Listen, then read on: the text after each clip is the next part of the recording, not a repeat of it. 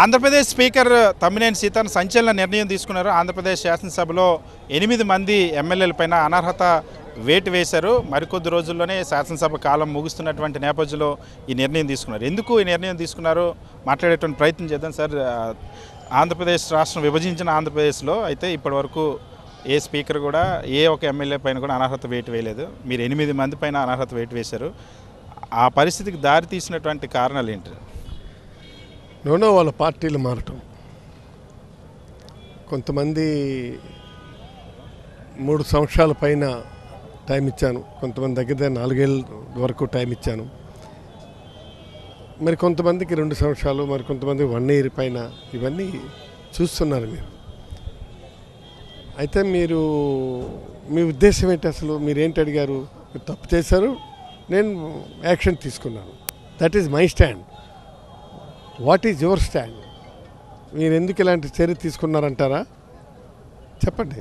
మీరు ఎందుకు ఇలాంటి చర్య తీసుకున్నారంటే నేను ఖచ్చితంగా తీసుకుంటాను. అంటే గతంలో ఉన్నటువంటి స్పీకర్ 23 మంది ఎమ్మెల్యేలు పార్టీ ఫిరాయించిన, నైతికంగా చట్టవిరుద్ధంగా అనైతికంగా వాళ్ళు వ్యవహరించిన ఆయన యాక్షన్ తీసుకోలేదు. కానీ తమ్మినేని సీతారాం ఎందుకు తీసుకున్నారు? మీ మీద ప్రభుత్వం నుండి ఏం ఒత్తిడి రాలేదా ఎమ్మెల్యేల మీద ఇలాంటి చర్యలు తీసుకోవద్దని? నో, నాకు ప్రభుత్వం నుంచి ఎలాంటి ఒత్తిడి లేదు. కాబట్టే నా విధి నిర్వహణలో ముఖ్యమంత్రి గారు కానీ మంత్రులు కానీ ఎన్నడూ ఎవరు కూడా నాకు ఇంటర్ఫీర్ కాలేదు. కాబట్టే నేను స్వతంత్రంగా నేను వ్యవహరించాను. కాబట్టి 8 కూడా నేను వేటు వేసాను నేను. కాబట్టి దిస్ ఈజ్ ద థింగ్. ఇది మనం గమనించాల్సినప్పుడు నాకెవరు నా విధి నిర్వహణకు అడ్డం రాలేదు. నేను అందరినీ కబురు పెట్టాను, అందరినీ నేను విచక్షణతో నేను వ్యవహరించాను. కానీ వాళ్ళు నా మాట వినలేదు. కాబట్టి వేటుపడి. మీరు వైఎస్ఆర్ కాంగ్రెస్ పార్టీ ఎమ్మెల్యేగా ఉన్నారు. సాధారణంగా మీ పార్టీలోకి ఎవరైనా వస్తే తీసుకోరు కదా, కానీ మీ పార్టీ శాసనసభ్యుల పైన కూడా ఎందుకు తీసుకున్నారు? తీసుకున్నాను. నేను ఈరోజు ఈ చర్య తీసుకున్నానంటే మీరే అన్నారు కదా, కొన్ని పెన్నడూ లేనటువంటి చర్య తీసుకున్నారని. ఆయన తీసుకోలేదు. ఎవరు?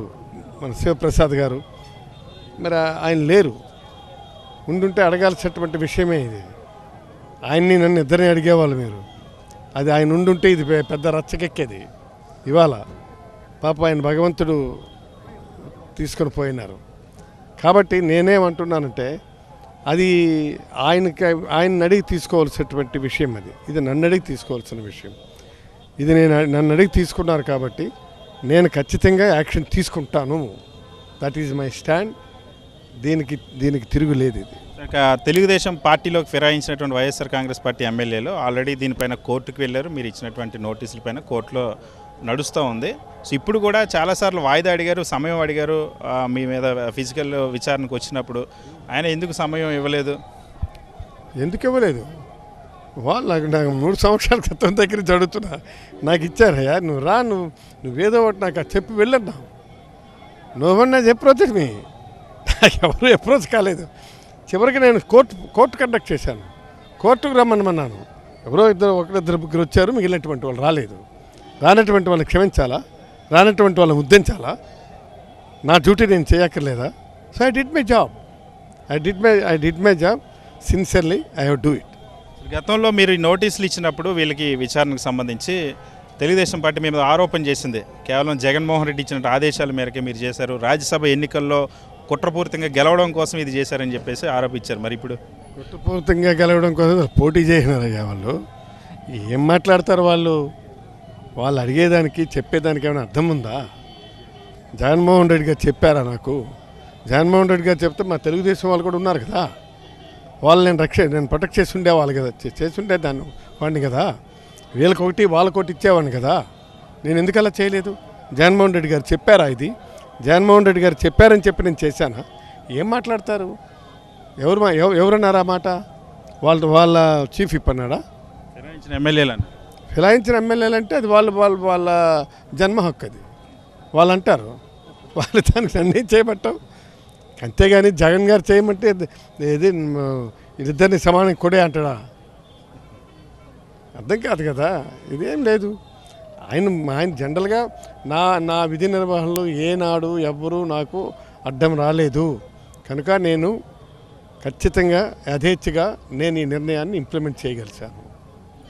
ఖచ్చితంగా ఎటువంటి ఒత్తిడి లేదు కాబట్టి నిష్పక్షపాతంగా తాను ఈ నిర్ణయం తీసుకున్నాను. ముఖ్యమంత్రి వైఎస్ జగన్మోహన్ రెడ్డి ఏ రోజు కూడా ఫిరాయింపు ఎమ్మెల్యేలకు సంబంధించినటువంటి ఆ చర్యలకు సంబంధించి నా పైన ఒత్తిడి తీసుకురాలేదు. ఈరోజు అందుకోసమనే తెలుగుదేశం పార్టీ నుండి వైఎస్ఆర్ కాంగ్రెస్ పార్టీలో చేరినటువంటి ఎమ్మెల్యేల పైన కూడా చర్యలు తీసుకున్నాం. వైఎస్ఆర్ కాంగ్రెస్ పార్టీ నుండి ఫిరాయించినటువంటి ఎమ్మెల్యేలు గతంలో చేసిన ఆరోపణలన్నిటికీ ఇప్పుడు ఏం సమాధానం చెప్తారని చెప్పి స్పీకర్ తమ్మినేని సీతారాం ప్రశ్న. గత స్పీకరు చర్యలు తీసుకోలేదు పార్టీ ఫిరాయించిన, కానీ తాను మాత్రం వినూత్నంగా ఒక నిష్పక్షమైనటువంటి ఒక మంచి సందేశం ఇవ్వాలనే అనర్హత చర్యలు తీసుకున్నానే స్పీకర్ తమ్మినేని సీతారాం చెప్తున్నారు. వీడియో సంతోష్తో సతీష్, సాక్షి టీవీ, మంగళగిరి.